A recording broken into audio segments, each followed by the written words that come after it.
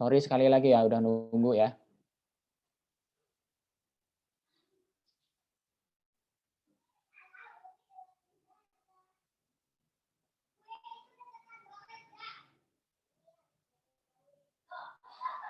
Siap.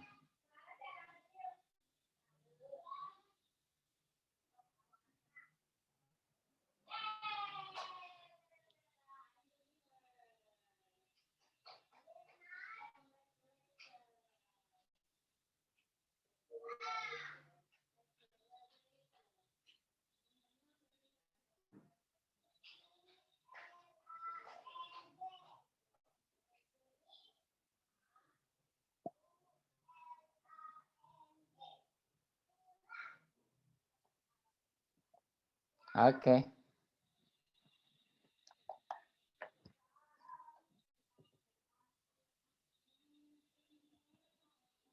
Oke, kita sampai sini di bagian sistem akuntansi aktiva tetap.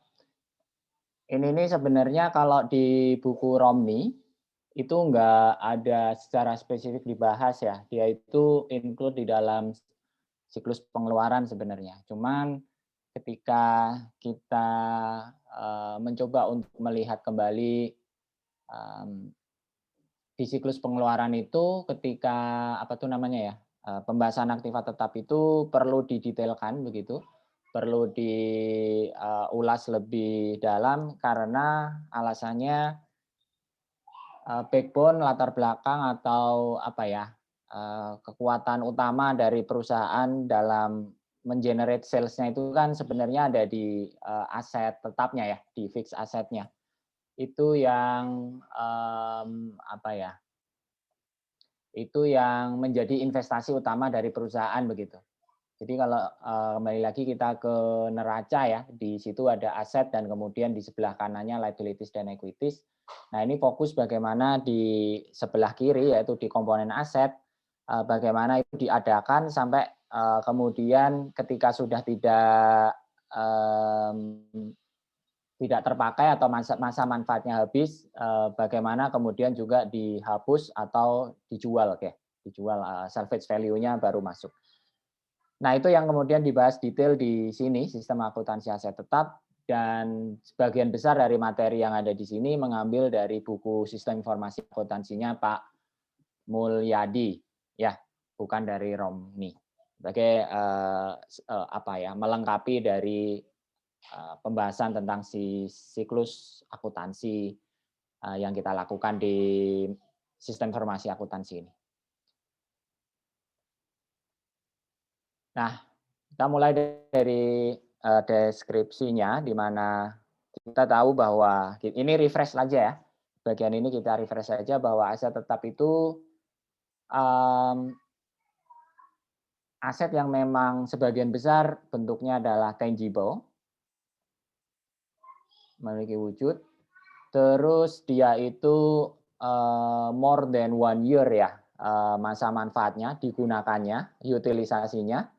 Terus dia memang dibeli bukan untuk dijual dalam artian ya mesin produksi kan dibeli untuk digunakan dalam kegiatan operasionalnya ya, bukan untuk dijual kembali. Ya, hasil dari produksinya itu yang dijual oleh perusahaan. Jadi itu tadi kayak aset modal untuk melakukan kegiatan operasional perusahaan itu yang dimaksud di dalam aset tetap ini. Terus kemudian kita juga diminta untuk mengetahui karakteristik transaksi dari aset tetap.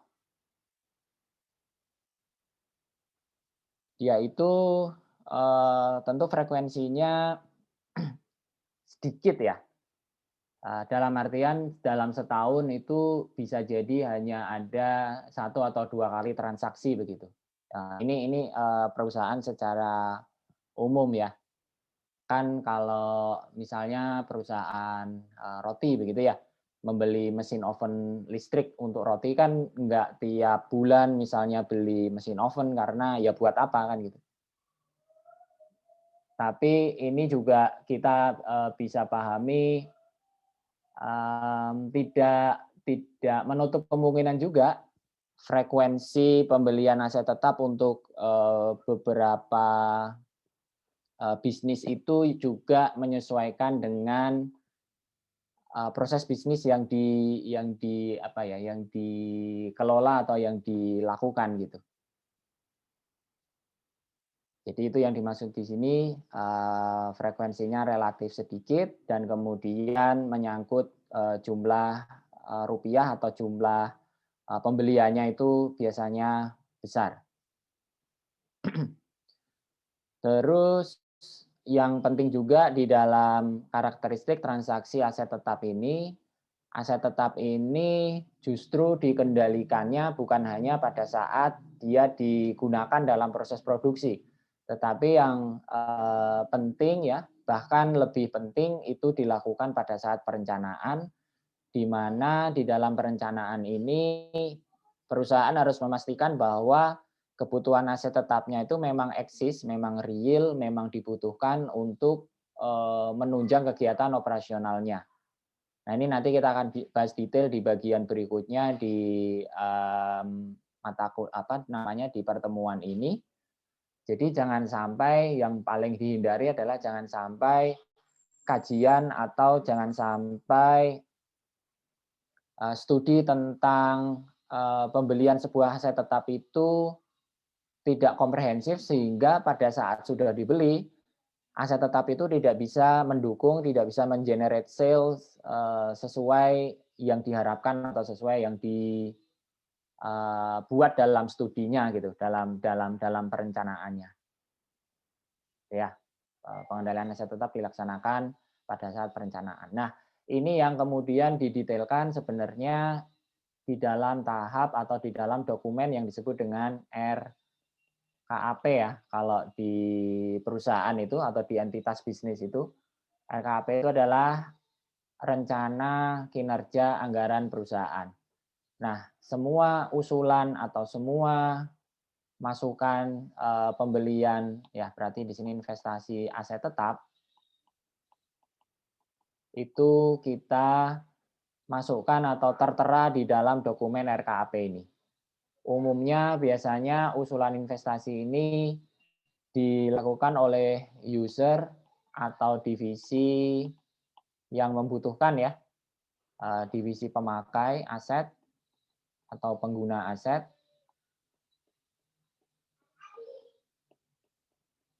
Mereka usulkan pembelian investasi aset tetap ini sampai ke direksi ya, berjenjang tentu. Kemudian dari direksi ini biasanya dibahas dalam forum rapat direksi secara keseluruhan ya, board of directors. Kemudian biasanya terus disetujui oleh direktur utama untuk kemudian masuk dalam RKAP. Nah, biasanya gitu perencanaannya ya, pengendaliannya. Nah, ini pada saat perencanaan begitu. Pada saat dilakukan investasinya atau pada saat pembeliannya, ini juga kemudian dijadikan acuan nih RKAP nih. Jadi pada saat pembelian investasinya nanti dari user ini ya itu akan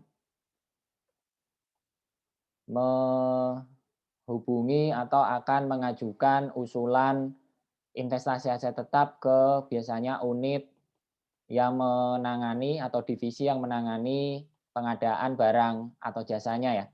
Nah, ini praktek yang umum di kita, baik di pemerintah maupun di bisnis, di swasta sama. Terus kemudian juga tembusannya adalah kepada unit yang menghandle atau mereview tentang perencanaan keuangan. Jadi di sini ada unit perencanaan keuangan. Nah, ini nanti akan dicek nih, apakah ada detail perencanaan di RKAP-nya gitu oleh unit ini. Ketika udah ada, maka unit divisi PBJ akan memproses pengadaannya atau investasinya itu ya, dengan terlebih dulu dari divisi tadi melampirkan kerangka acuan kerja ya. kerangka ajuan kegiatan, bukan kerja. Nah, disinilah studi detail mengenai kebutuhan investasi aktiva tetap itu ditulis atau dibuat. Jadi kayak studi kelayakannya gitu, feasibility study. Nah, setelah oke, masuk ya, ada di unit perencanaan keuangan, baru kemudian dilakukan pengadaannya gitu. Bisa lelang, bisa pembelian langsung dan seterusnya. Nah, keseluruhan ini yang kemudian menjadi kendali ya, menjadi unsur yang dipastikan di dalam transaksi aset tetap. Sekali lagi karena ini tuh mahal, tidak murah begitu, dan menyangkut kegiatan operasional perusahaan. Tentu ketika aset tetapnya tidak bisa diperoleh atau diperoleh tapi tidak mencukupi, tidak mendukung kegiatan operasional perusahaan, maka siklus akuntansi aset tetap ini harus direview begitu. Berarti gagal memenuhi tujuan utamanya. Nah, itu ya penjelasan kenapa perencanaan dalam perolehan aset tetap itu menjadi penting. Terus kemudian karakteristik yang ketiga, di dalam nanti kita membedakan mereview tentang akuntansi sistem akuntansi aset tetap ini, kita perlu membedakan dua karakteristik atau dua macam pengeluaran aset tetap gitu. Ini juga refresh dari pengantar akuntansi yang kita sudah pelajari ya. Yang pertama, kita tentu otomatis mengkelompokkan atau mengidentifikasi bahwa pengeluaran aset tetap itu masuk di dalam pengeluaran modal. Biasanya kan di sini, yaitu capital expenditure. Ya, beli tadi mesin produksi, mesin oven, atau beli pesawat, ya, beli ya tergantung dari ininya ya, perusahaannya ya. Nah, itu semua masuk ke capital expenditure. Kalau kantor ya berarti beli gedung atau membangun gedung. Nah, itu semua capital expenditure. Tapi selain capital expenditure, itu juga kita masukkan juga atau termasuk juga di dalam siklus akuntansi aset tetap ini, yaitu revenue expenditure. Revenue expenditure ini sifatnya dia lebih rutin daripada capital expenditure. Jadi kalau capital expenditure itu kita beli mesinnya gitu ya, kita beli faktor produksinya, aset yang digunakan untuk mengenerate sales tadi. Nah, kalau revenue expenditure itu lebih kepada expense ya, beban yang dikeluarkan dalam rangka memaintain aset tetap yang sudah dibeli agar dia bisa digunakan dengan optimal gitu. Misalnya biaya pemeliharaannya, penggantian olinya, gitu-gitu ya. Itu termasuk di dalam revenue expenditure. Nah, ini secara sistematisnya dibedakan di sini di dalam tabel ini antara capex dan revex ya, capital expenditure dan revenue expenditure. Jadi kalau kita membicarakan tentang capital expenditure itu dia sifatnya mendapatkan aset yang baru ya, akuisisi, acquiring or improving permanent asset atau aset yang lamanya ditingkatkan. Tidak dimaksudkan untuk dijual kembali dan menambah value dari aset. Ya, misalnya apa? Misalnya tidak semata-mata kalau membeli aset tetap itu ya asetnya yang dibeli dan kemudian itu masuk capex gitu ya. Tapi ada juga bagian-bagian atau ada pengeluaran-pengeluaran yang sifatnya itu meningkatkan masa manfaat. Misalnya kita perusahaan penerbangan. Tidak selalu kemudian capex itu membeli pesawat yang baru gitu. Bisa juga kita melakukan penggantian mesin pesawat. Kan mesin pesawat saya ada dua, satunya rusak atau satunya perlu diganti dan mesin itu kita ganti. Itu juga bagian dari capex gitu. Bukan kemudian harus seluruh pesawat itu diganti untuk kita kelompokkan jadi capex. Jadi lebih ke substansi dari penggantian itu. Kalau dominan, kalau major ya, major replacement, nah itu masuk di dalam capital expenditure. Sedangkan di revenue expenditure itu dia sifatnya lebih rutin ya, sifatnya lebih rutin, umumnya terkait dengan biaya-biaya yang harus dikeluarkan untuk menunjang aset tetap yang sudah ada sebelumnya agar bisa beroperasi dengan optimal gitu. Makanya di sini ada maintenance ya, misalnya biaya pemeliharaan dan juga untuk mendukung cost of sales, biaya penjualan ya.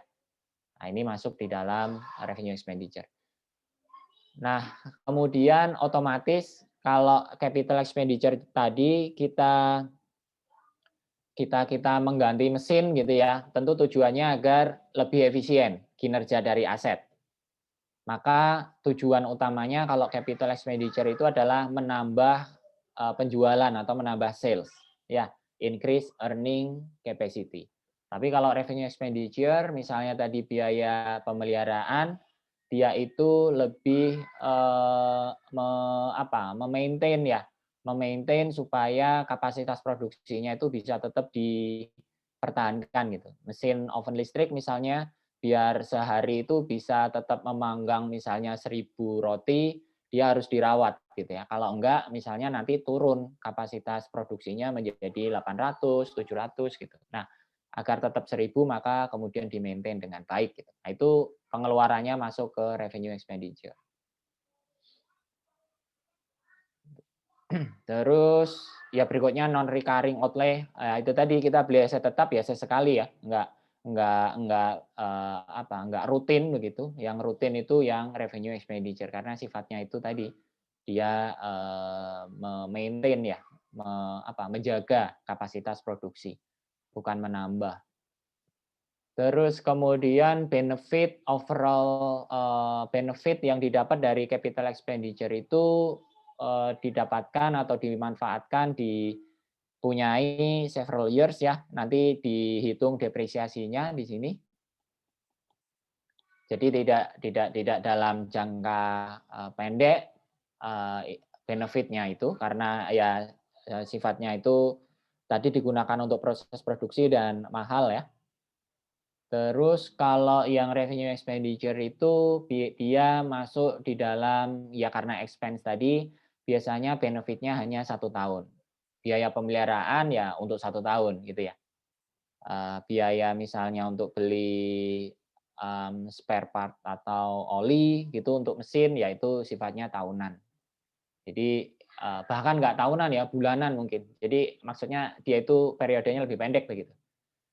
Nah, karena perbedaan benefit ini, maka pembebanannya juga lain ya.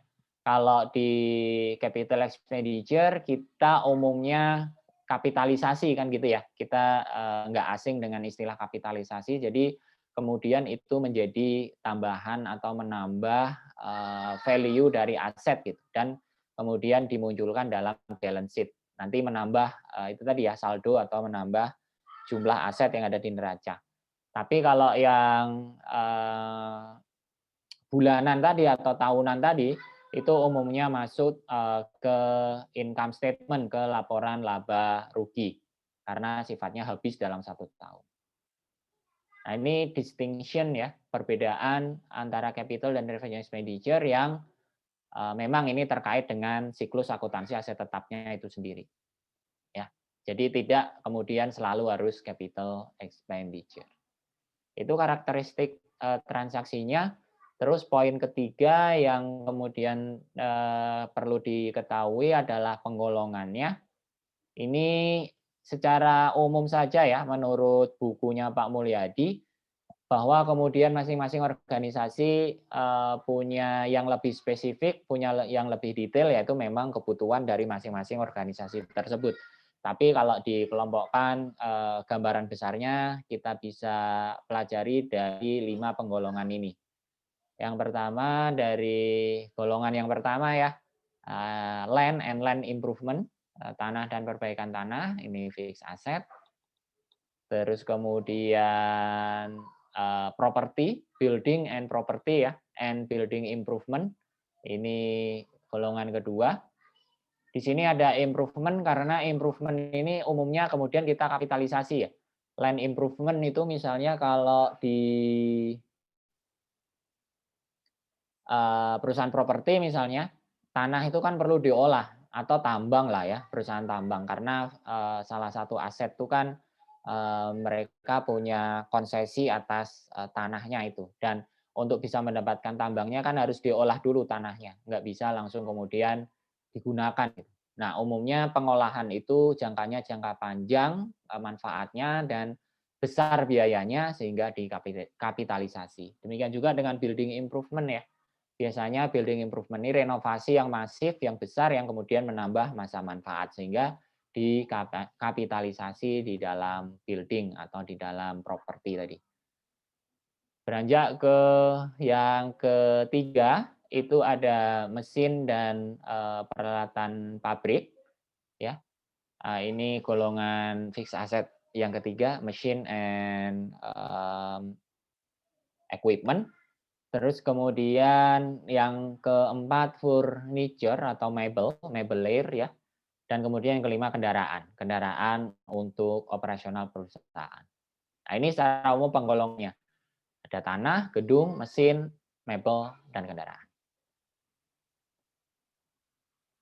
Nah, berikutnya kita ke pointers mengenai transaksi yang mengubah aset tetap atau yang menambah atau mengurangi aset tetap begitu. Nah, kita tahu penambahan aset tetap itu kita bisa peroleh atau kita bisa dapatkan dari misalnya pembelian aset tetap yang baru atau pembangunan sendiri oleh perusahaan sendiri ya untuk mendapatkan atau untuk memperoleh aset tetap, bisa juga dapat dari hibah atau grant. Tuh. Nah, transaksi-transaksi yang bisa mengurangi aset tetap itu kita bisa juga identifikasi, ada disposal ya, penghentian pemakaian, dihapus gitu, atau dia dijual aset tetapnya, kendaraan misalnya dilelang, itu penjualan ya, atau di pertukaran gitu ya, di exchange, ditukar tambah gitu. Nah, itu masuk di pertukaran. Nah, satu lagi yang kemudian akan mengubah, menambah atau mengurangi itu nanti revaluasi. Nanti sekalian dibahas. Karena sifatnya revaluasi itu kan di-trigger atau dipicu dari kebutuhan atau kenyataan ya yang terjadi. Misalnya ada impairment karena memang aset tetap itu tidak dapat memberikan masa manfaat seperti semula gitu. Jadi ini kita agak bedakan revaluasi ini nanti di belakang. Kita bahas satu-satu mulai dari perolehan. Nah, ini semacam apa ya? Semacam refreshment juga dari pengantar akuntansi yang sudah dipelajari di tingkat 1 ya. Jadi isinya adalah tentang jurnal-jurnal saja. Saya yakin kalian sudah familiar lah, sudah sangat paham dengan penjurnalan akuntansi ini. Kita bisa mulai dari misalnya yang pertama pembelian aktiva tetap. Pembelian aktiva tetap di sini berarti kita munculkan aktiva tetap dengan kreditnya ya pembayarannya lewat apa gitu ya.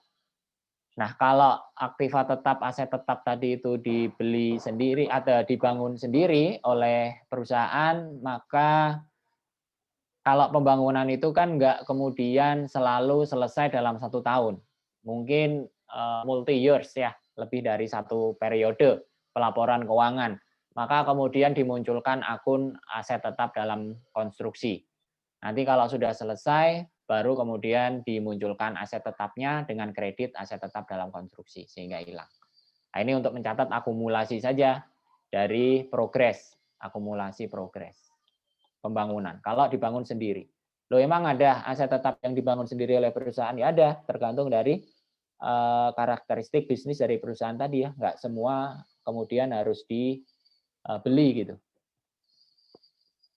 Nah, kalau dibangun sendiri oleh perusahaan dan resources-nya, sumber dayanya menggunakan sumber daya dari perusahaan sendiri, dari internal, maka jurnalnya kita harus detailkan menjadi semacam apa, kalau kita belajar cost counting ya, kalau proses produksi itu kan kita harus munculkan raw material yang dipakai, terus kemudian labor yang dipakai, dan juga overhead yang dipakai. Nah, ini juga yang dimunculkan di sini.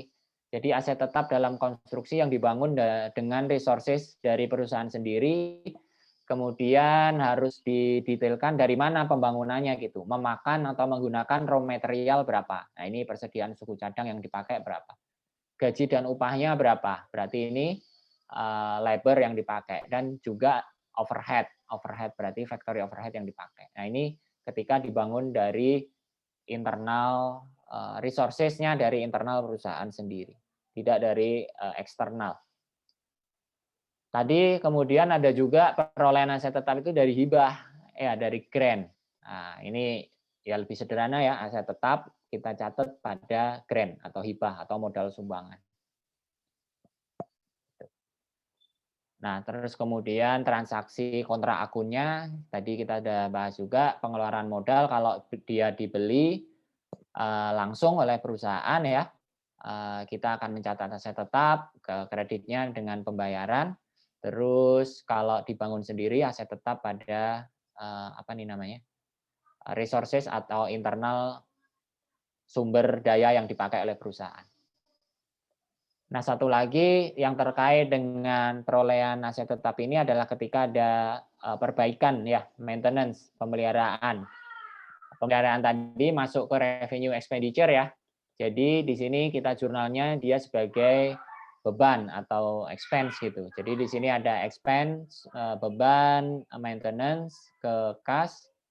Kalau di maintenance dilakukan perawatan dengan resources sendiri ya, kemudian dicatat di sini resources yang digunakan. Ya, sama seperti tadi. Terus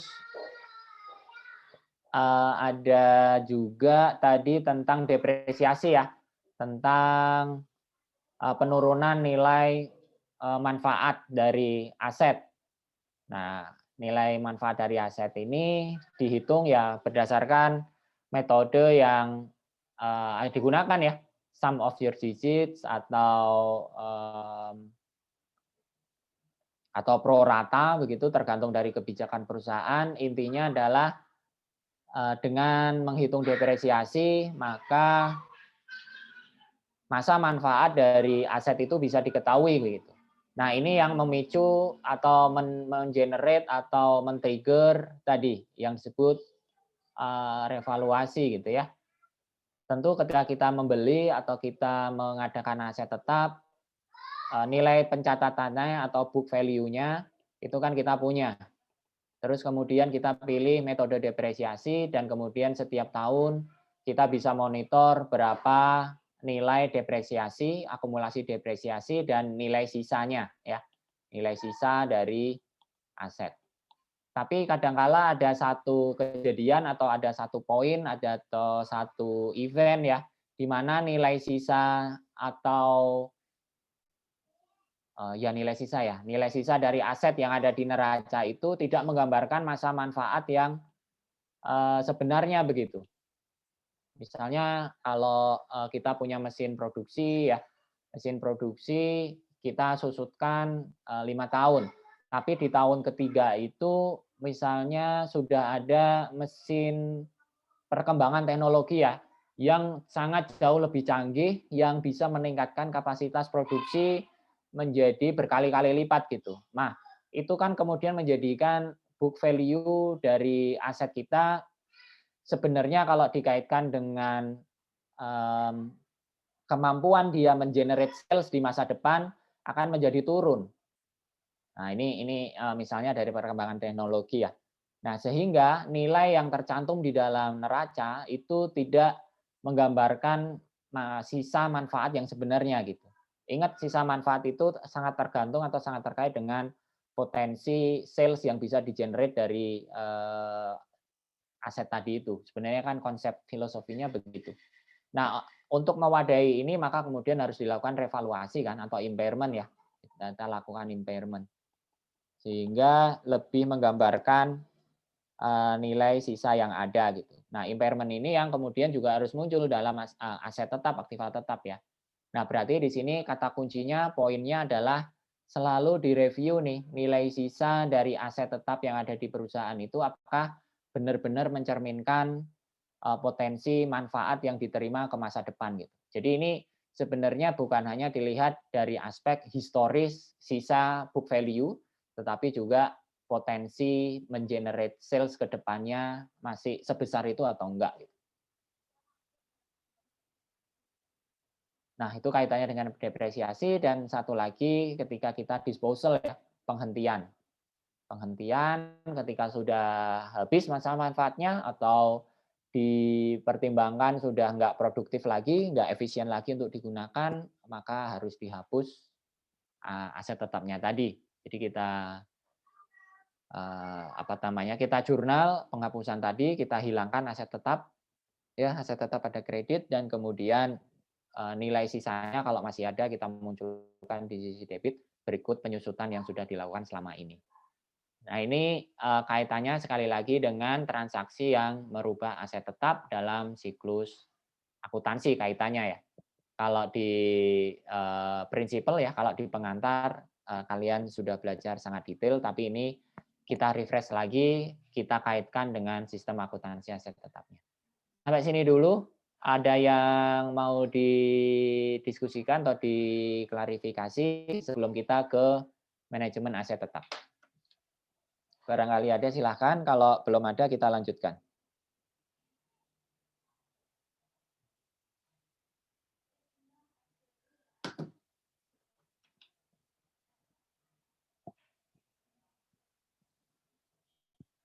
Belum ada?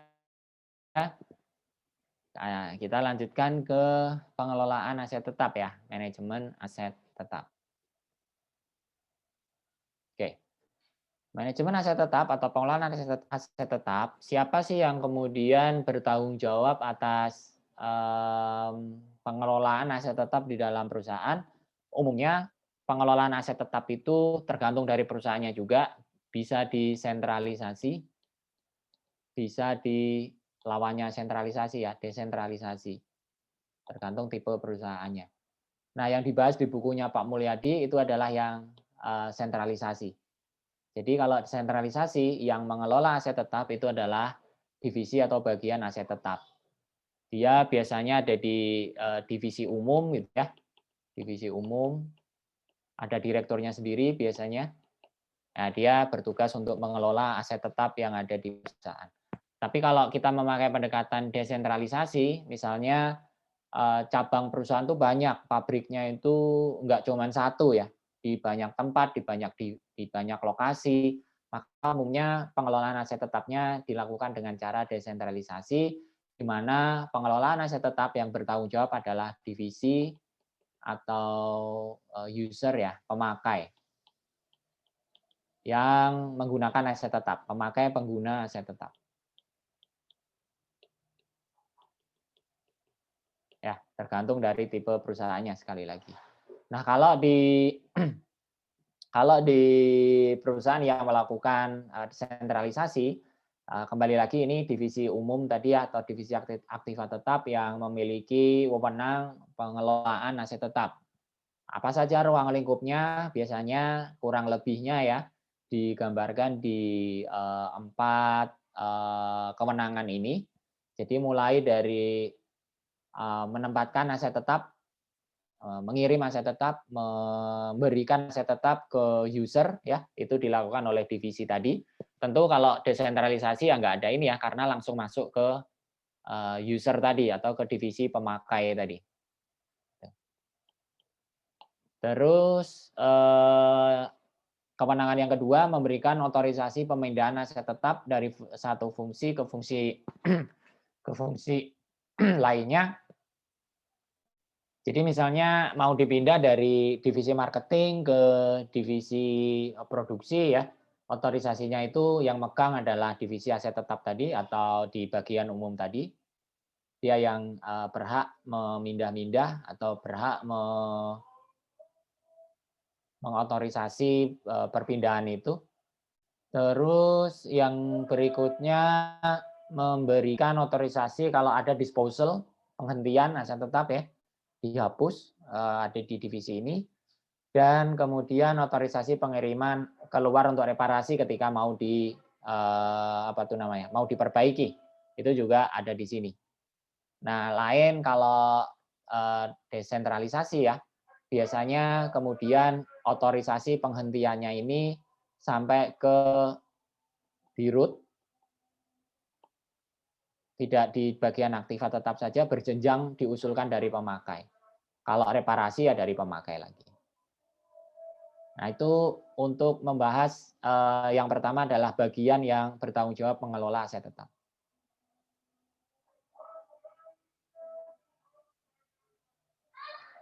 Berikutnya struktur kode aset tetap, tapi kita tunggu azan sebentar ya, semenit.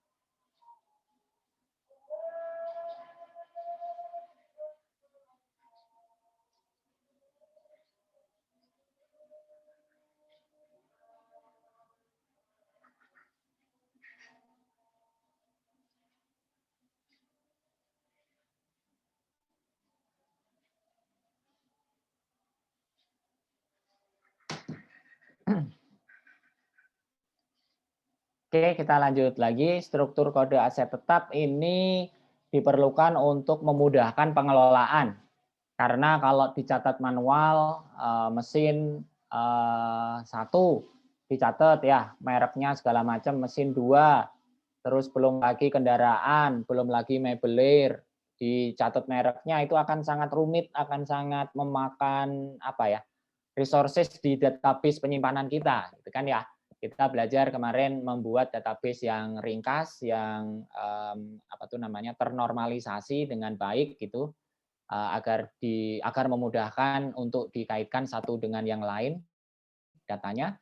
Nah, di aset tetap ini kalau kita mau terapkan prinsip penyusunan database yang bagus itu, maka kemudian kita akan melakukan atau kita akan membuat coding ya, membuat struktur kode aset tetap.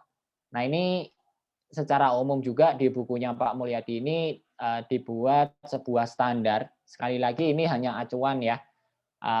Per masing-masing entitas, organisasi, perusahaan bisa jadi berbeda-beda, tetapi kurang lebih seperti inilah konfigurasinya. Begitu.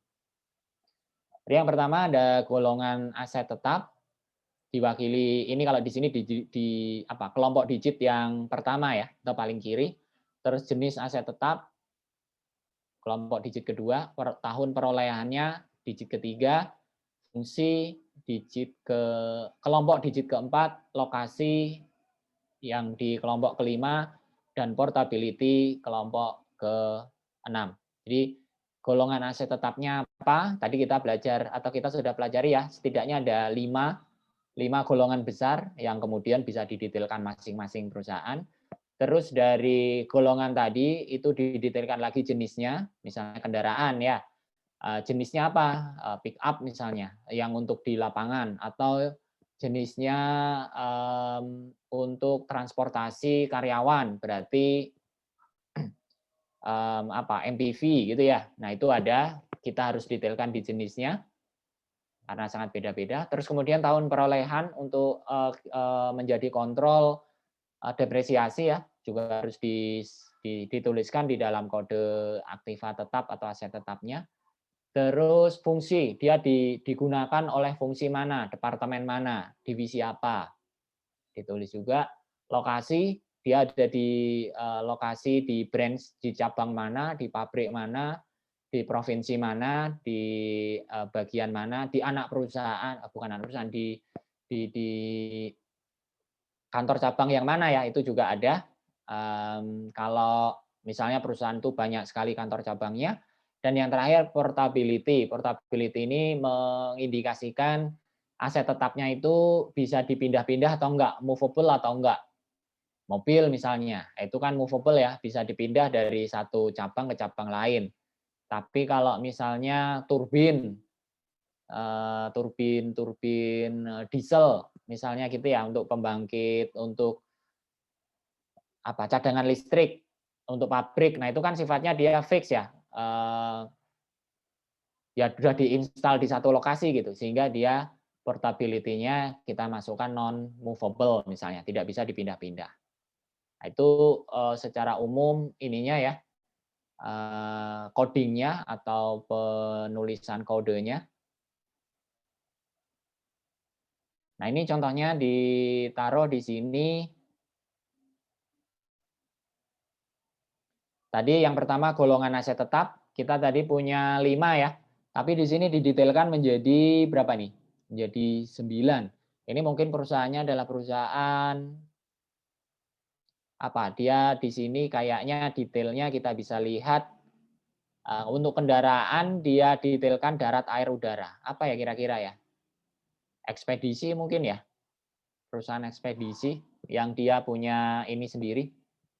Dia punya fasilitas pengantaran sendiri. Ya, tapi anyway gitulah ya, tergantung dari jenis entitas bisnisnya, perusahaannya. Ini dia buat golongan aset tetapnya menjadi 9, land and land improvement, building improvement, mesinnya dia bagi menjadi 2 ya. Ada mesin untuk pabrik, ada mesin untuk kantor, peralatan pabrik, peralatan kantor, terus mebel, terus kendaraan ini dipecah menjadi 3, ada yang kendaraan di darat, kendaraan di air, dan kendaraan udara, dan dia tambah dengan aset tetap lain. Ini menjadi di kelompok digit pertama ya, kelompok digit pertama dalam kode aktiva tetapnya. Terus di kelompok digit kedua ada jenisnya. Nah, misalnya ini dia mesin dan peralatan kantor ya, ini didetailkan nih. Jadi 4 itu kan golongan mesin dan peralatan kantor. Mesin dan peralatan kantor kan banyak ya, ada di sini mesin ketik, mesin potong kertas, mesin ketik aja ada manual elektronik, ada fotokopi, ada komputer, dan seterusnya. Nah, ini yang kemudian dibagi jenisnya. Jadi ini lebih detail dari golongan yang sudah ditentukan sebelumnya. Nah, ini masuk ke kelompok digit kedua, jenis aset tetap. Berikutnya ada digit yang ketiga, itu tahun perolehan. Tahun perolehan berarti ya kapan dibelinya ya, kapan diadakannya, diprocure. Nah, ini bisa ditulis lengkap, bisa ditulis 2 digit, ya tergantung dari perusahaan sendiri ya, tahun perolehannya. Kalau di sini diambil 2 angka terakhir. Tapi kadang-kadang juga ada yang ditulis lengkap gitu. Terus kemudian fungsi, kelompok digit yang keempat, fungsi divisi yang menggunakan ya. Divisi yang menggunakan, apakah divisi kantor pusat, biasanya kantor pusat itu 01 gitu ya. Terus kantor cabang utama, misalnya itu 02, kantor cabang pembantu, kalau kita memakai ini bank ya, struktur dari bank itu 03 dan seterusnya. Intinya adalah memberitahu informasi yang menggunakan aset tetap itu siapa gitu. User pemakainya yang mana. Itu yang keempat. Dan kemudian dilanjutkan dengan kelompok yang kelima, itu lokasi di mana aset tetap itu digunakan oleh si user tadi, di mana tempat aset tetap itu ditempatkan ya, digunakan. Nah, ini bahkan kalau di bukunya Pak Mulyadi itu dirinci sampai tempat dari aset tetap itu diletakkan atau diinstal gitu ya, digunakan. Jadi mulai di sini ada kode lagi, kode dalam kode berarti ini ya. Kode lokasinya lagi, daerahnya mana, misalnya provinsi ya, kotanya. Terus kemudian gedungnya diletakkan di gedung mana. Bahkan kalau kemudian gedungnya itu lebih dari satu lantai, di lantai berapa, dan spesifik di ruangan nomor berapa, itu ada semua di sini. Sekali lagi ini merinci di mana aset tetap itu berada. Terus kemudian yang kelompok yang keenam, portability, intinya adalah aset tetap tadi itu bisa digeser-geser, dipindah-pindah enggak gitu, mudah dipindahkan dari satu tempat ke tempat lain atau enggak gitu. Nah ini dibedakannya menjadi 3 ini ya. Portable itu berarti bisa dipindah-pindah, movable itu dapat dipindahkan dengan bantuan peralatan lain ya tadi, misalnya mesin produksi yang besar ya bisa dipindah tetapi harus dibantu atau harus menggunakan alat lain. Misalnya kalau PC, ya PC itu berarti portable ya, apalagi laptop itu portable. Tapi ada juga yang sifatnya dia itu fix, ya, fixtures. Jadi melekat pada aset tetap lain. Tadi turbin, pembangkit listrik untuk tenaga cadangan listrik, ya itu kan melekat ke pabriknya. Nah, itu berarti fixture. Nah, itu kodenya ya. Dan kalau mau dibuat contohnya, itu diberikan apa nih namanya, contoh di sini untuk mesin fotokopi itu codingnya, kode aset tetapnya adalah ini dituliskan di sini 405 strip 92 strip 3 strip 420806 strip 2. Makna dari kode ini ya kita tahu tadi golongannya adalah mesin berarti 4 ya. Golongannya 4. Terus jenisnya adalah peralatan fotokopi, peralatan kantor berupa mesin fotokopi, berarti jenis 05.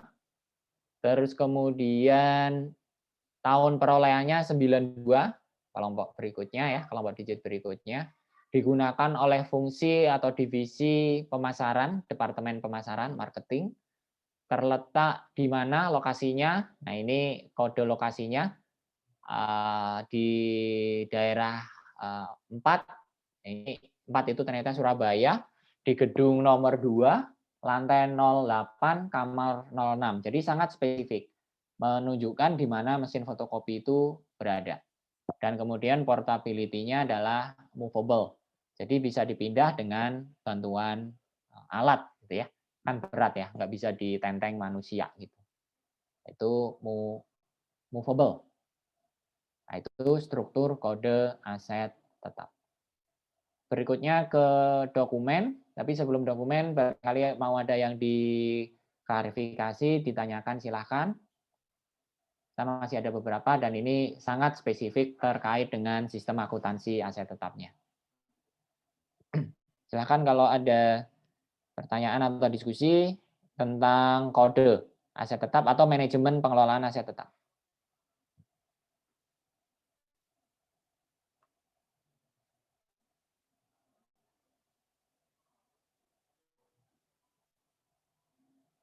Oke, belum ada.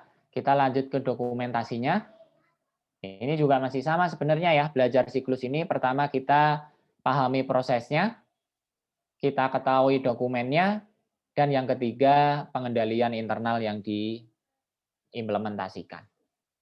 Nah ini kita sampai ke dokumen nih. Di dokumen yang digunakan dalam siklus atau dalam sistem akuntansi aset tetap,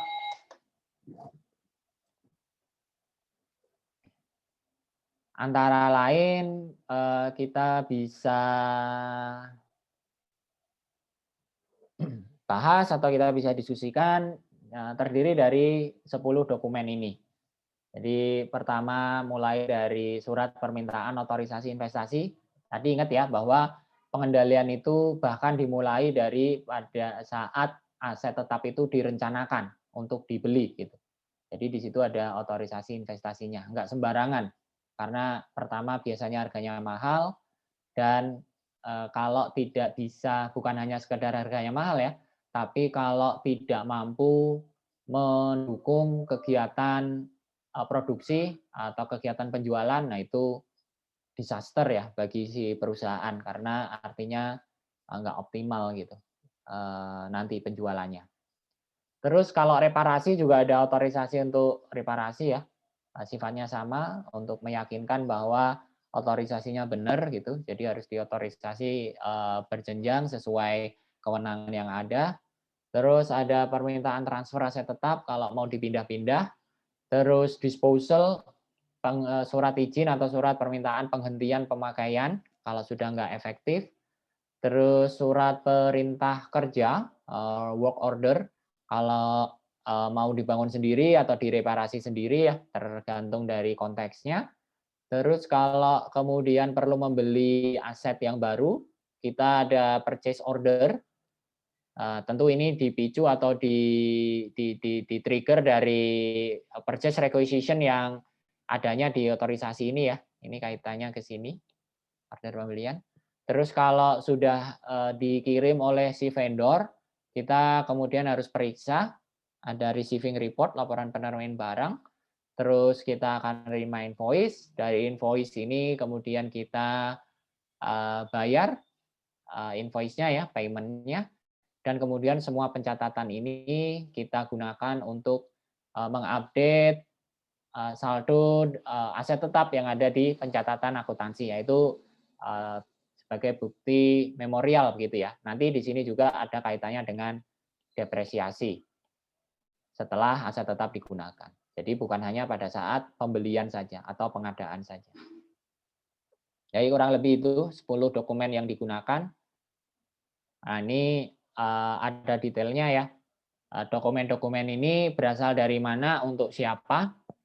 Tadi kita mulai dari permintaan otorisasi investasi, diterbitkan oleh siapa? Diterbitkan oleh bagian yang memerlukan aktiva tetap, berarti si usernya. Kalau misalnya divisi marketing butuh kendaraan operasional, ya berarti surat permintaan otorisasi investasi atau purchase requirement ya, itu ya berasal dari divisi marketing gitu. Terus dikirimkan kepada siapa? Dikirimkan kepada tadi kalau kita sentralisasi ya ke bagian aset tetap. Di sana ada bagian pengadaan barang dan jasanya gitu, bagian pembeliannya. Ini biasanya mungkin saya tambahkan juga ya dari keterangan yang tadi sebelumnya kita bahas di sini.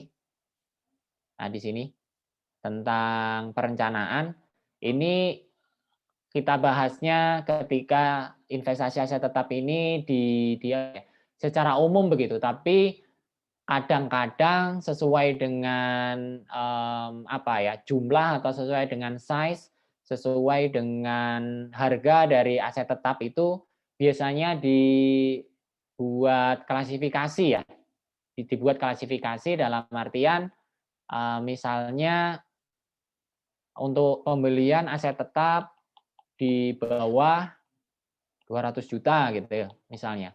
Itu misalnya handle-nya atau otorisasinya hanya ada di kelas bukan manajer, misalnya kepala kantor cabang gitu ya, atau kepala divisi, unit.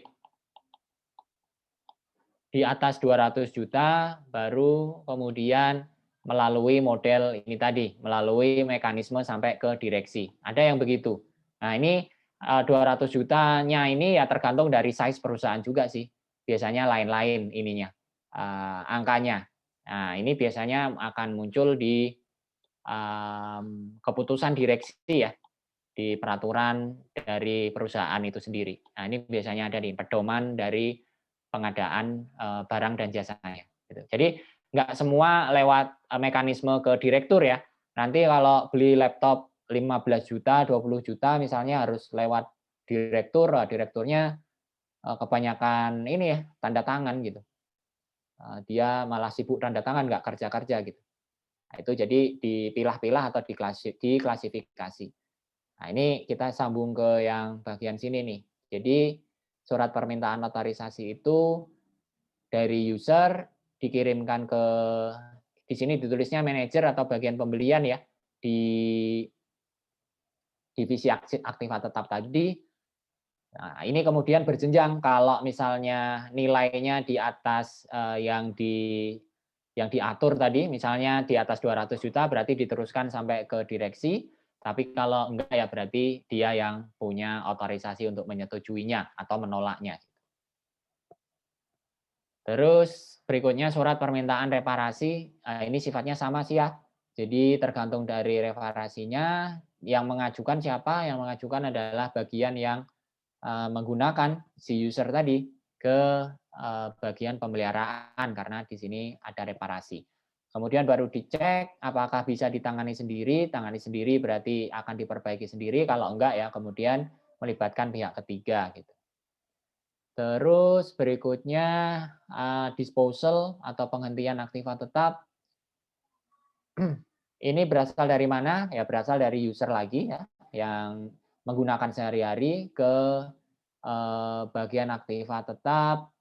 Ini berarti ke direksinya ya, untuk diusulkan dihentikan. Ini juga diklasifikasi berdasarkan nilainya dan kemudian diteruskan sampai ke direksi, kemudian sampai disetujui dalam RUPS biasanya, kalau nilainya besar. Jadi penghentian ini lebih rumit, ya bukan lebih rumit sih, lebih detail, tidak hanya selesai di direksi biasanya, tetapi sampai ke pemegang saham.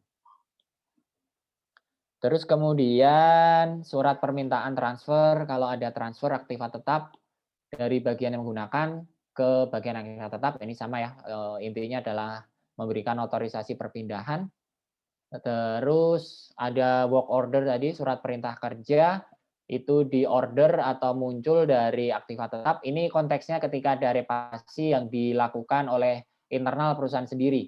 Kan ada misalnya maskapai penerbangan gitu ya, pesawatnya ada yang mau diperbaiki mesinnya.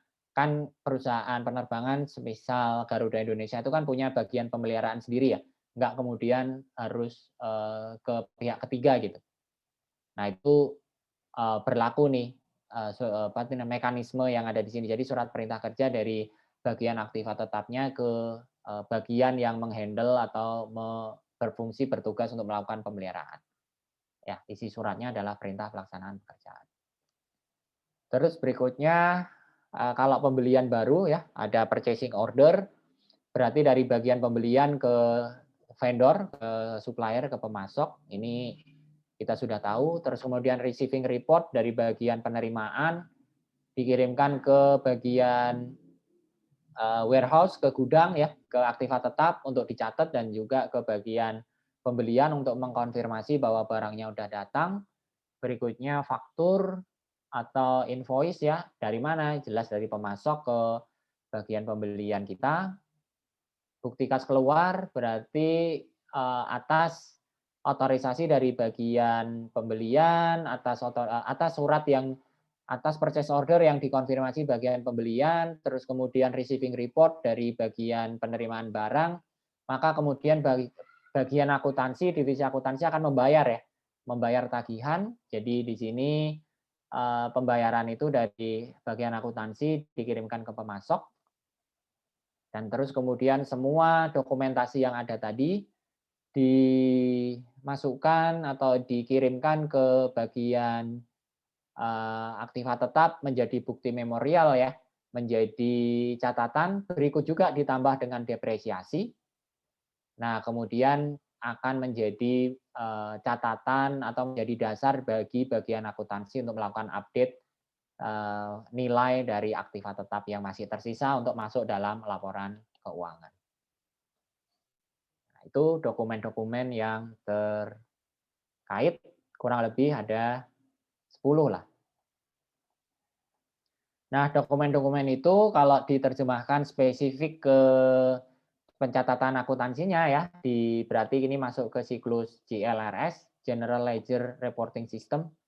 Ini berarti yang di bawah ini ya, terutama yang di bawah ini, itu bisa diterjemahkan atau dibuat detailnya itu, pencatatannya itu ada 3, ada kartu aset tetapnya sendiri ya, yang intinya akan mencatat semua informasi terkait dengan aset tetap mulai dari namanya, jenisnya, golongannya tadi ya, tahun perolehannya kapan, pihak yang menggunakan dan seterusnya. Jadi kode tadi itu sebenarnya akan tertera di kartu aset tetap tadi, di ditulis, diketik, di print-nya di kartu aset tetap ini, dan ini yang menjadi kontrol bagi nanti ketika ada audit atas aset tetap ya, untuk kemudian dicocokkan antara kartu aset tetap yang berisi pencatatan aset tetap dengan fisik atau dengan kondisi dari aset tetap yang ada. Nah, biasanya ini kartu aset tetap ini ditempel atau diletakkan di dekat aset tetap yang dimaksud gitu. Terus berikutnya jurnal umum, setiap ada perubahan, menambah, mengurangi, mereparasi, itu ada pencatatannya semua di jurnal umum, dan kemudian juga ada register bukti kas keluar kalau ini kaitannya dengan pembelian aset tetap tadi. Atau pemeliharaan tapi yang pihak ketiga ya, ada bukti kas keluar. Nah, lanjut ke fungsi yang terkait di dalam aset tetap. Ya, kita punya 8 fungsi yang apa? 8 fungsi yang menjalankan sistem akuntansi aset tetap. Ini sebenarnya secara tidak langsung sudah kita bahas sebelumnya tadi ya, mulai dari user pemakai sampai ke direktur utama yang menyetujui pembelian ataupun penghapusan. Ayo kita bahas lagi saja dalam konteks spesifik fungsinya. Nah, 8 fungsi tadi itu kira-kira terjemahan atau fungsinya adalah sebagaimana yang kita bisa lihat di tabel ini ya. Mulai dari yang pertama ada fungsi riset dan pengembangan. Jadi ini ada perusahaan yang punya ya, yang memang membuat divisi riset dan pengembangan ini. Ada juga yang sebenarnya fungsi ini ada tapi dia itu sudah masuk di dalam divisi pemakai gitu. Jadi lain-lain nih. Atau ada juga yang masuk ke dalam bukan fungsi riset tapi fungsi perencanaan ya, planning. Itu beberapa perusahaan sekarang juga punya itu. Jadi kayak think tank-nya gitu, yang mikirin ini perusahaan ke depan mau seperti apa, mau berkembang ke arah mana gitu. Nah, dari namanya atau dari fungsinya tadi kita tahu bahwa ini yang mikirin perusahaan ini mau bergerak ke mana, mau mengembangkan bisnisnya di sektor mana atau di daerah mana, dan atas keperluan itu tadi ya, kepentingan itu tadi, ekspansi itu tadi, maka kan dibutuhkan aset tetap. Nah, termasuk aset tetapnya itu kemudian dipikirin juga oleh fungsi riset ini untuk diperoleh dari mana dengan cara apa. Gitu ya. Makanya di sini ada fungsi riset dan pengembangan. Terus kemudian penjelasannya dia mengajukan usulan investasi aktiva tetap dan juga termasuk studi kelayakan. Tapi sebenarnya ini nih bagian berikutnya ya.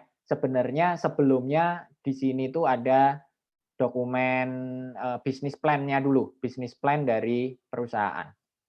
Baru di dalam bisnis plan ini itu tadi dibutuhkan aktiva tetap seperti apa, nah itu bagian dari bisnis plan.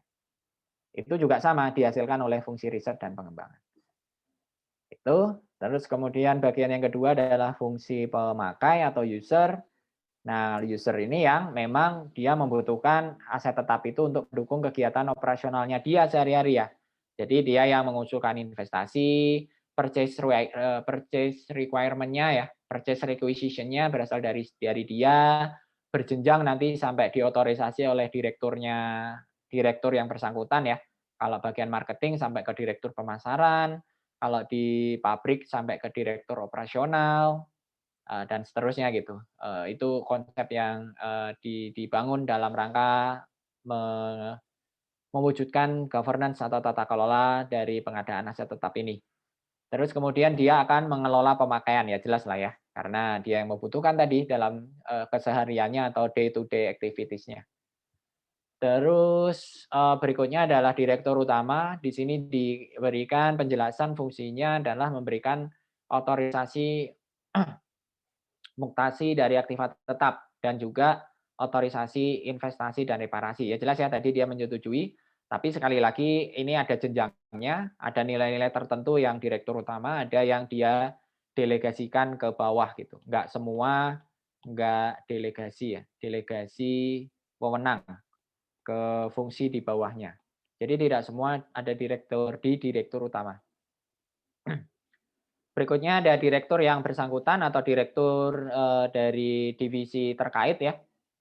Tadi dari, pemakai, direktur di divisi yang memakai aktiva tetap, dia memberikan persetujuan usulan investasi berjenjang dari bawah tadi, dan juga memberikan persetujuan otorisasi reparasi berjenjang dari bawah.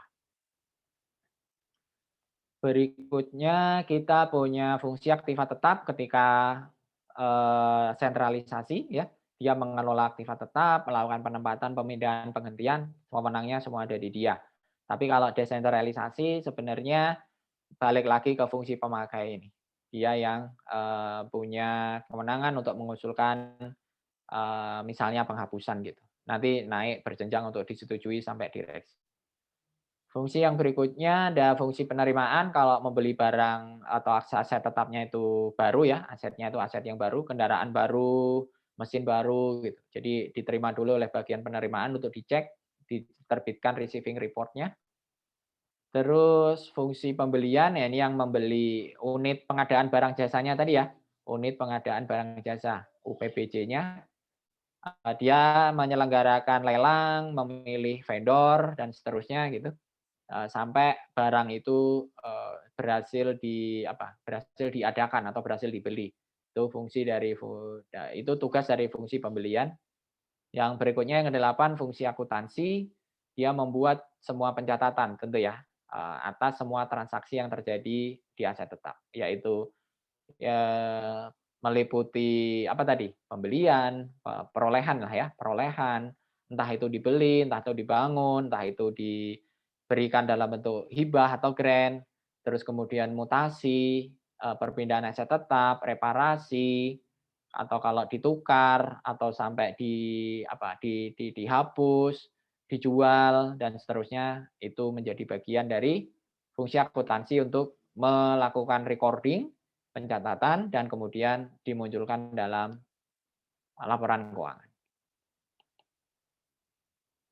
Nah, itu fungsi yang terkait. Berikutnya kita akan membahas subsistem yang terkait di sistem pembelian aset tetap ya. Jadi jaringan subsistem yang terkait di sini ada 7 subsistem dari pembelian aset tetap itu sendiri, perolehan aset tetap oleh pembangunan, terus pengeluaran modal, penghentian, transfer, evaluasi, dan sistem akuntansi penyusunan aset tetap.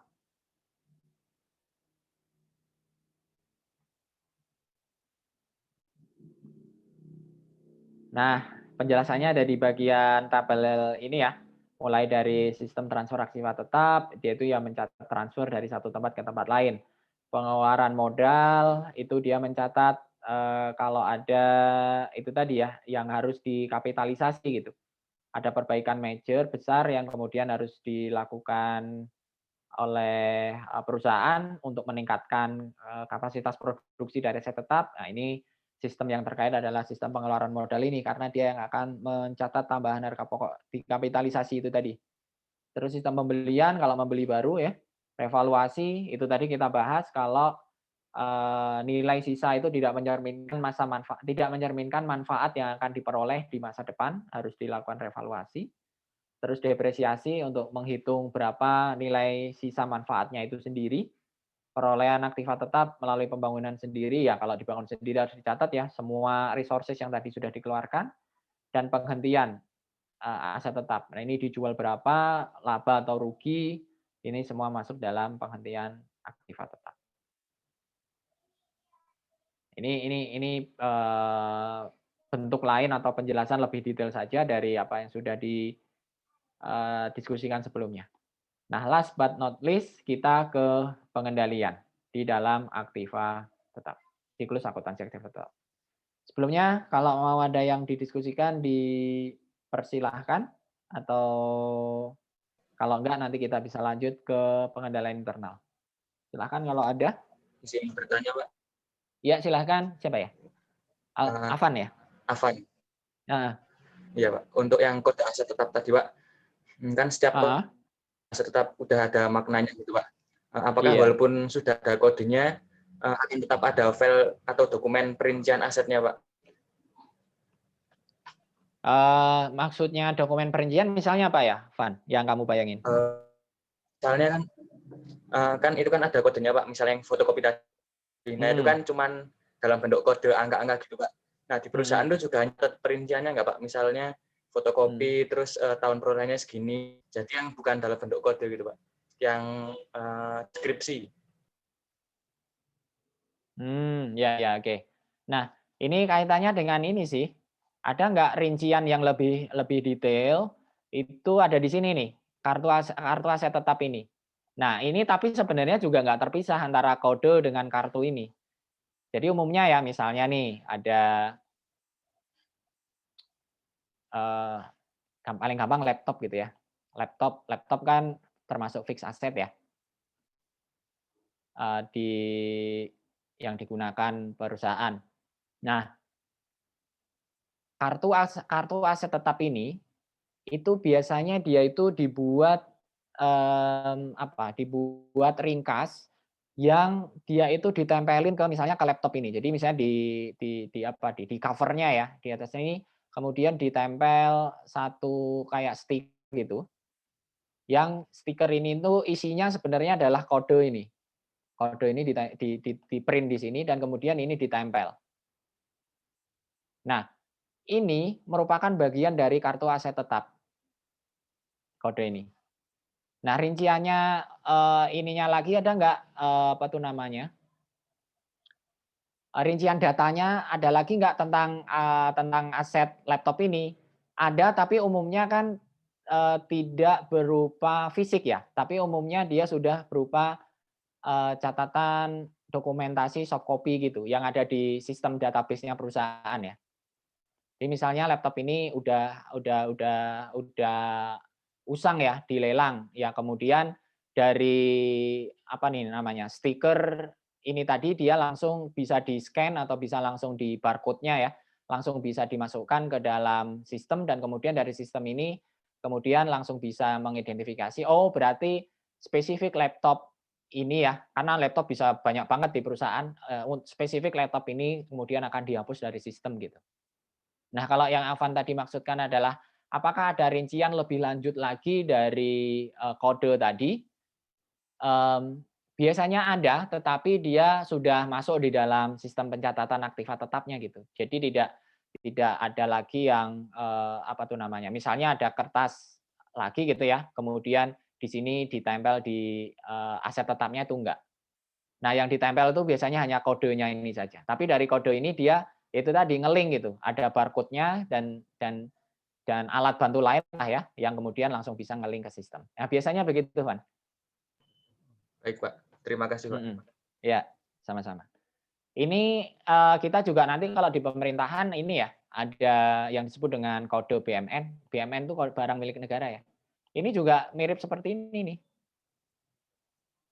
Nah, kalau kode BMN itu yang rincian begini itu sama dibuat stikernya begini, ditempel di aktiva tetapnya, di meja, di kursi mebeler ya berarti ya, di laptop, di kendaraan ada tapi ya karena kecil diletakkan di mananya kadang kita nyarinya agak susah ya. Dan kemudian dari stiker ini itu kemudian ngeling kepada sistem database aktiva tetap yang ada, sistem BMN-nya gitu. Sistem Informasi Manajemen BMN namanya, SIMAK BMN.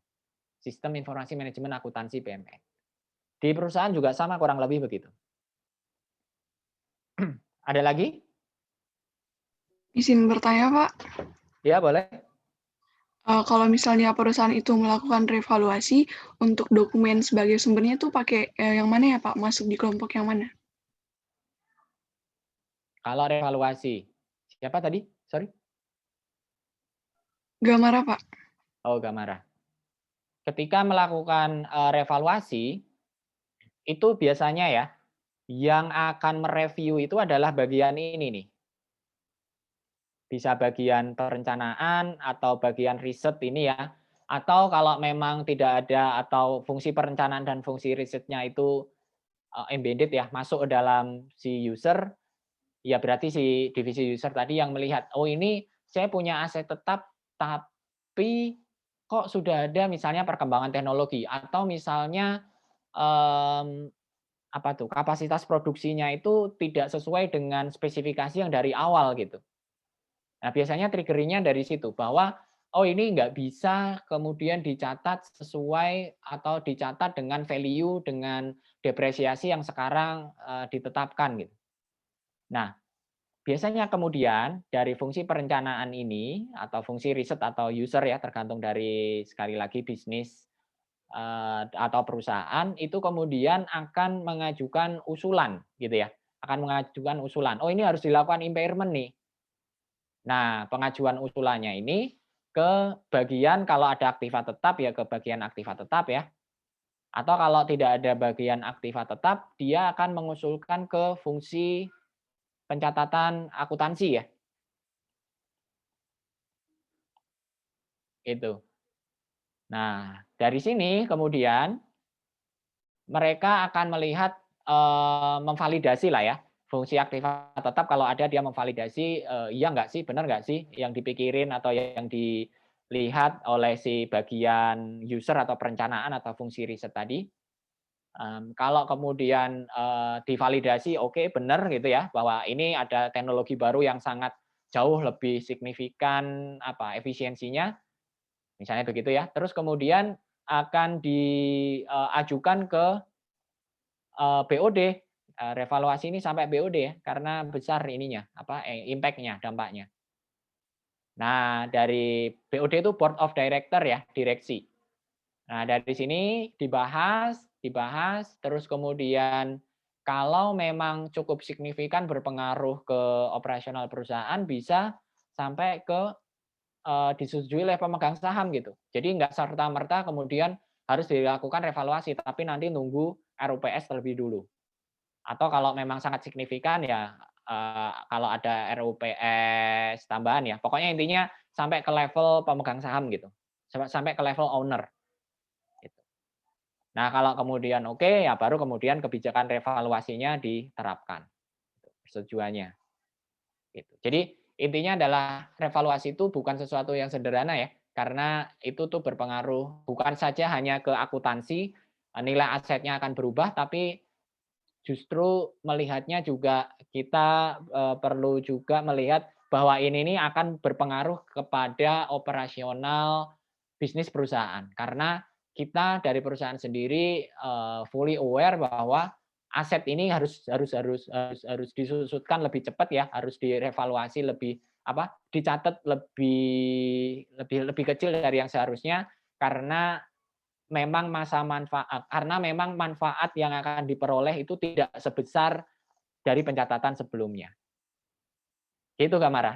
Menjawab nggak? Atau kalau masih ada yang ingin didetailkan silahkan.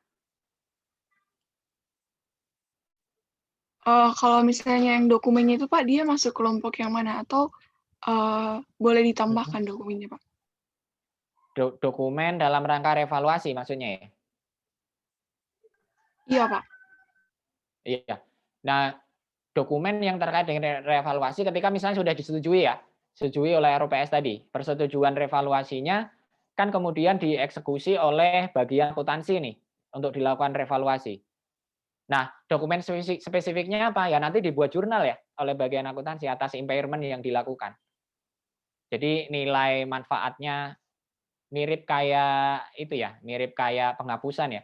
Jadi nilai sisanya berapa, terus setelah dilakukan impairment berapa, ada laba atau rugi ya biasanya rugi, nah itu ruginya berapa, dan kemudian biasanya ada aspek pajak juga ya yang terpengaruh dengan revaluasi itu juga berapa. Tapi aspek pajak itu kalau direvaluasi lebih besar daripada nilai bukunya. Kalau lebih kecil malah justru rugi. Di dokumentasinya lebih ke pencatatan akuntansi. Mbak Mara. Dan kemudian dari pencatatan akuntansi itu akan merubah atau akan men-trigger perubahan di sini, kartu aset tetapnya ya. Jadi akan muncul kartu aset tetap baru gitu, dengan nilai yang baru. Gitu.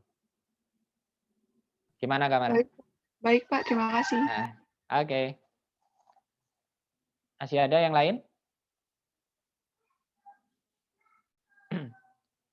Kalau belum ada, kita lanjutin dulu ya ke pengendalian internal. Di sini kita punya 4 pengendalian internal ya. Dari perspektif organisasi, bisa dari sistem otorisasi, prosedur pencatatan, dan praktik yang sehat. Kita bahas satu-satu. Dari fungsi organisasi, pengendalian internal yang perlu ada itu adalah mengendalikan atau memitigasi risiko adanya kesalahan pencatatan aset tetap. Gitu ya. Juga risiko yang muncul dari fraud yang terjadi dari misalnya pembelian aset tetap. Ini akan sangat krusial ya bagi perusahaan karena kembali lagi aset tetap itu kan umumnya mahal ya, umumnya gede gitu pengadaannya. Nah, ini akan mengundang atau akan kalau nggak dimitigasi dengan baik akan menyebabkan fraud dari bagian pembelian karena bisa jadi bagian pembelian itu yaitu tadi dalam memilih aset tetap yang dibutuhkan dia akan dia akan membuat kesepakatan di luar yang seharusnya gitu ya, kong kali kong lah istilahnya dengan vendor agar kemudian membeli aset tetap tertentu gitu. Ini kasus di mana-mana ya, sehingga harus dikendalikan dengan baik gitu. Bisa jadi nanti bukan semata-mata resikonya itu adalah terjadi fraud atau ada korupsi, tetapi aset tetap yang diperoleh oleh karyawan lagi. Aset tetap yang diperoleh oleh perusahaan itu menjadi tidak optimal untuk mendukung kegiatan operasional perusahaan. Nah, untuk memitigasi itu, maka kemudian harus dilakukan pengendalian kalau di sini antara fungsi user dengan fungsi akuntansi yang mencatat, dan ini seharusnya satu lagi ya, fungsi aktiva tetap atau fungsi pembelian itu harus berbeda. Jangan sampai sama, jangan sampai di-cover oleh pihak yang sama. Bahwa tadi user, riset ya dan perencanaan bisa jadi satu pihak, tapi intinya adalah mereka yang melihat kebutuhan di lapangan gitu. Nah, dari situ kemudian harus ada yang melakukan otorisasi. Yang melakukan otorisasi itu adalah ada 2 ya, ada fungsi pembelian atau aktiva tetap ini, dan juga fungsi akuntansi untuk ngecek ketersediaan duitnya, anggarannya. Nah, sebenarnya juga berjenjang nanti dari sini harus disetujui sampai ke BOD tadi ya, yang kita tadi udah bahas. Tuh. Nah, terus kemudian yang kedua, transaksi perolehan, penjualan, penghentian pemakaian aset harus dilaksanakan oleh lebih dari 1 unit. Nah, ini tadi yang barusan kita bahas ya. Intinya pokoknya di organisasi ini adalah pemisahan fungsi, pemisahan tugas, fungsi, dan wewenang ya. Segregation of duties. Nah, ini yang sangat familiar atau sangat sering diulang-ulang di dalam mata kuliah sistem informasi akuntansi dan pengendalian internal ya, dan di audit. Terus berikutnya dari perspektif sistem otorisasi. Nah, ini yang detailnya ya dari pengadaan aktiva tetap tadi. Mulai dari yang pertama, anggaran investasi diotorisasi oleh RUPS. Ini tadi yang saya bilang di awal. Anggaran investasi ini diusulkan masuk dalam RKAP. RKAP ini kemudian diajukan berjenjang sampai disetujui rapat umum pemegang saham atau owner ya, representasi dari pemilik. Nah, ini akan menjadi pagu anggaran ya, batas atas, menjadi acuan dari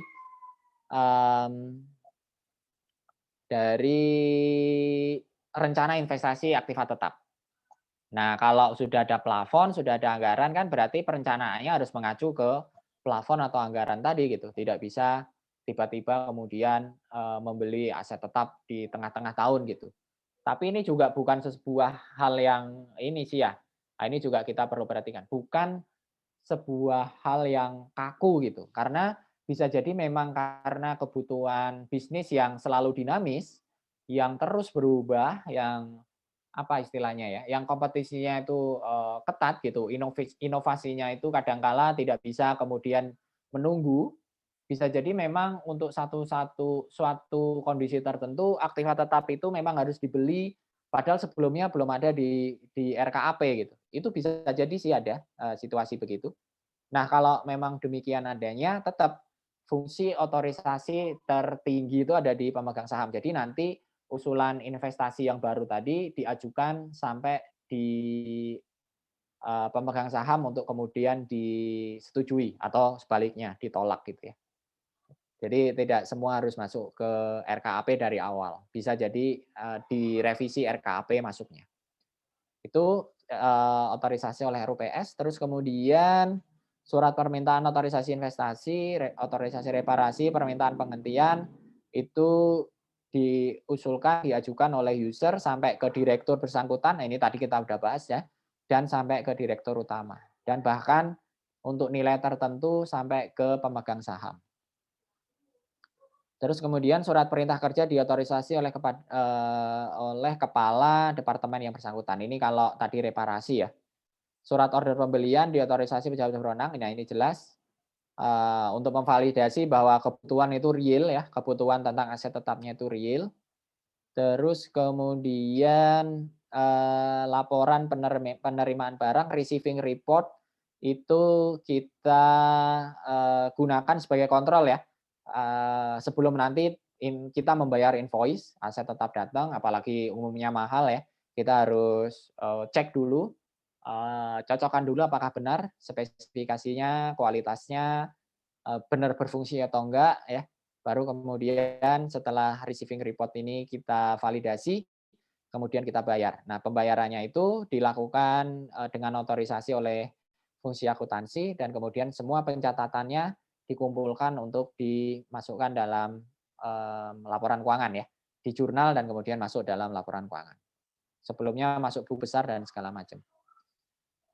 Itu sistem otorisasinya, intinya adalah berjenjang dari bawah sampai ke atas, berarti dari hal yang paling kecil atau unit yang paling kecil, dari unit pemakai sampai ke pemilik, ke owner, ke pemegang saham.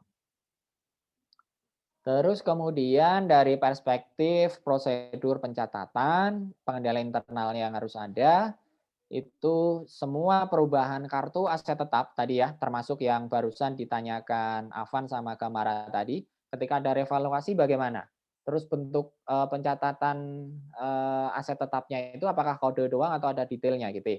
Itu ada spesifik tadi ya. Dan kemudian kalau mau ada mutasi, ada perubahan nilai, ada update nilai, update dari aktiva tetapnya, itu semua harus didasarkan pada bukti yang valid. Ya, bisa bukti memorial misalnya ada reparasi, ada penambahan komponen, berarti ada bukti pembelian komponennya. Kalau ditransfer dari satu bagian ke bagian lain ada surat transfernya ya. Nah, itu kemudian harus dikumpulkan, harus ada dan dicek otorisasinya, validasinya, keabsahan dari dokumen-dokumen tadi. Diotorisasi oleh pejabat berwenang. Ya, ini terkait dengan mutasi aset tetapnya. Terus berikutnya bagian yang terakhir adalah praktik yang sehat. Praktik yang sehat ini kaitannya dengan memaintain pencatatan aset tetapnya ya. Jadi di sini dilakukan semacam pemeriksaan atau semacam audit stok opnam terhadap fungsi atau keberadaan dari aset tetap. Jadi setiap periode, bisa setiap tahun, bisa setiap semester, itu dilakukan pencatatan secara rutin, secara periodik ya, antara fisik aset tetap dengan pencatatannya, dengan kartunya. Nah, ini biasanya divisi SPI ya, Satuan Pengendalian Internal nih yang melakukan.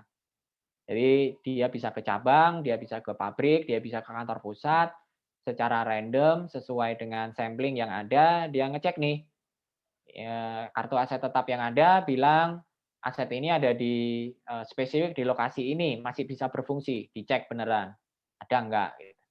Nah, itu bagian dari praktik yang sehat ya untuk meyakinkan bahwa catatan aset tetap yang ada di laporan keuangan itu valid. Terus kemudian penggunaan anggaran investasi sebagai alat pengendalian investasi dalam aktiva tetap. Ya, ini tadi yang kita bahas di RUPS tadi ya. Jadi usulan investasi itu harus masuk dalam RUPS tahun berjalan. Terus kemudian juga ada asuransi kalau aset tetap itu terekspos dengan risiko-risiko yang sifatnya terutama ya di luar kontrol perusahaan. Kebakaran, kebanjiran, gitu-gitu ya. Nah, itu sebaiknya memang kemudian bukan sebaiknya, itu seharusnya kemudian dibuat asuransi agar ketika ada disrupsi tadi atau ada gangguan itu kerugian dari gangguan itu kemudian bisa ditanggung atau bisa dibayarkan oleh pihak ketiga. Dalam hari ini adalah perusahaan asuransi. Jadi ada asuransi dan kemudian ada pembedaan ya antara tadi yang kita bahas di awal, capital expenditure dan revenue expenditure semata-mata untuk kita bisa pisahkan mana yang harus dikapitalisasi, harus muncul di dalam neraca, di dalam aset, dan mana-mana beban pengeluaran yang dia sifatnya itu memaintain kapasitas produksi dari aset tetap, tetapi dia itu harus dibebankan karena kita menganut di akuntansi kan revenue cost against revenue ya untuk mengakui laba.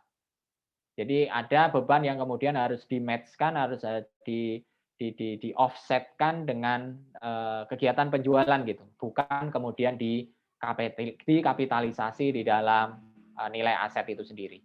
Nah, itu lebih spesifiknya ke bagian pencatatan di laporan keuangannya. Ada yang dikapitalisasi jadi capex, ada yang di-expand-kan menjadi revenue expenditure. Nah, begitu kira-kira teman-teman tentang pengendalian internal yang ada di sistem akuntansi aset tetap, sekaligus meresume semua materi yang harus kita kuasai di dalam perkuliahan pekan ketiga setelah UTS ini ya, tentang sistem akuntansi aset tetap. Oke, barangkali masih ada pertanyaan, dipersilahkan atau diskusi. Izin bertanya, Pak. Ya, silakan. Mungkin ini sedikit rada melenceng sih, Pak. Saya mau nanya, Pak. Tadi kan dibilang itu ini kan berbicara tentang aset tetap. Nah, saya mau berinterest saja sih, Pak. Dan saya juga belum tahu sih ada di praktiknya ada atau enggak. Yang saya mau tanyakan itu jika perusahaan dia memiliki aset tetap dan dia melakukan peminjaman terhadap kemitraannya. Nah, itu masuknya ke dalam fungsi apa di dalam perusahaan dan otorisasinya gimana? Serta yang tadi dokumen-dokumen gitu gimana, Pak? Oke, Sandi. Bisa ngasih contoh nggak kira-kira aset yang dipinjam dari mitranya itu apa kalau di realnya ya? Kalau di kenyataannya? Mungkin mobil atau gedung mungkin, Pak, untuk dipinjamkan sebagai operasionalnya gitu, Pak. Oke. Itu sih dalam prakteknya mungkin ya terjadi, tapi bukan ke mitra sih, tapi lebih ke transaksi antara induk dengan anak. Nah, itu ada tuh. Jadi asetnya si induk dipinjamkan ke anak gitu. Atau ditransfer ke anak. Beda-beda sih. Ada yang dipinjamkan, kalau dipinjamkan itu kan berarti ya sudah for free gitu ya. Ya sudah dipinjam. Nanti kalau sudah selesai dikembalikan. Nah, kalau itu ya umum saja. Jadi otorisasi pemindahan aset tetap dari induk, kemudian anaknya yang kemudian akan mencatat atau akan menerima peminjaman tadi gitu. Ya biasa saja transfer gitu. Tapi ada juga yang sifatnya itu aset tetapnya si induk kemudian ditransfer ke anaknya dan oleh anaknya kemudian digunakan untuk mengenerate revenue gitu, revenue-nya si anak.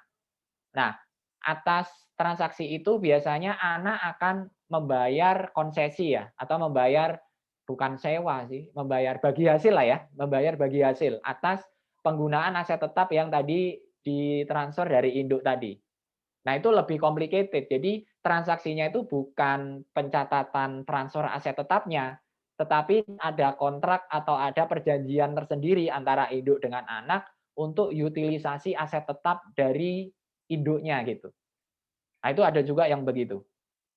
Ada juga yang sifatnya itu ditransfer tapi permanen, jadi hibah gitu ke anaknya. Jadi dari induk ada aset tetap yang tidak diutilisasi gitu ya, atau tidak digunakan, kemudian dia bikin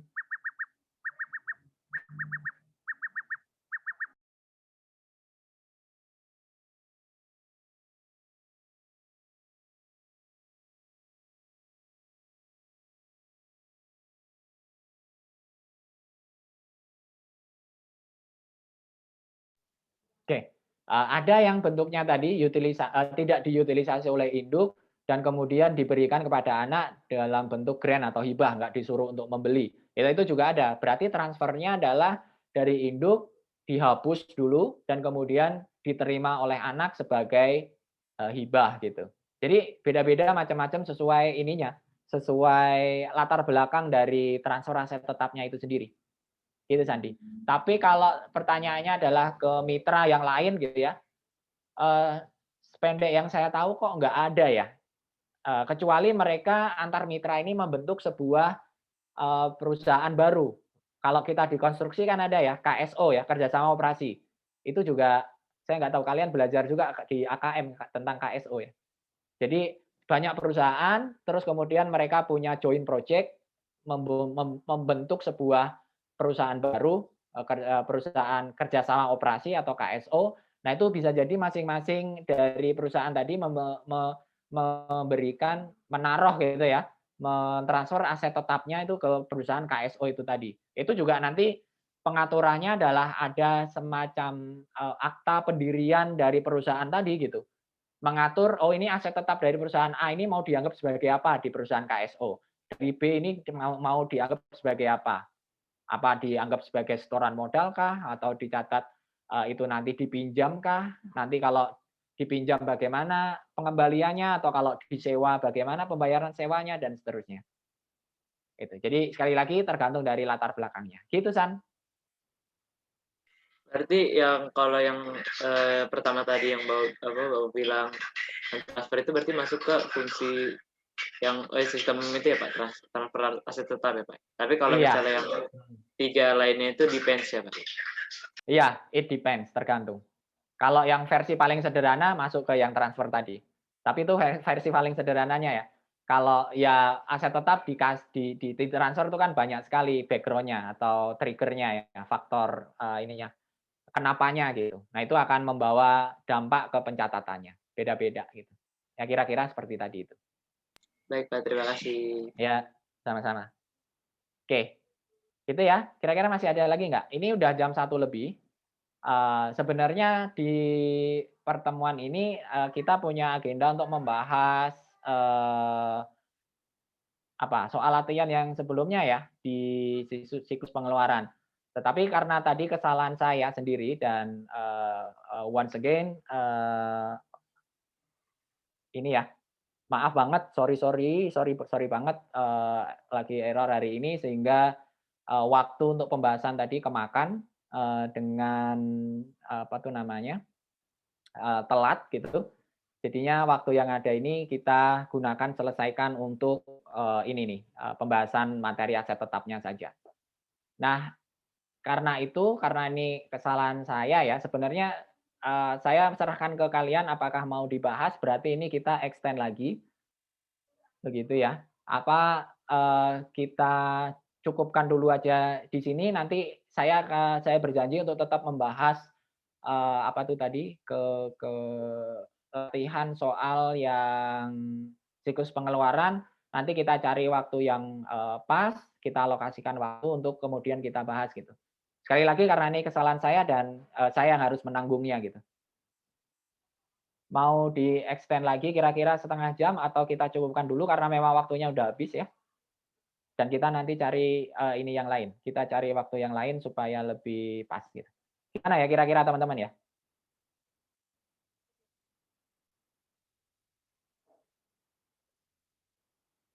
Gimana nih Ken, kira-kira?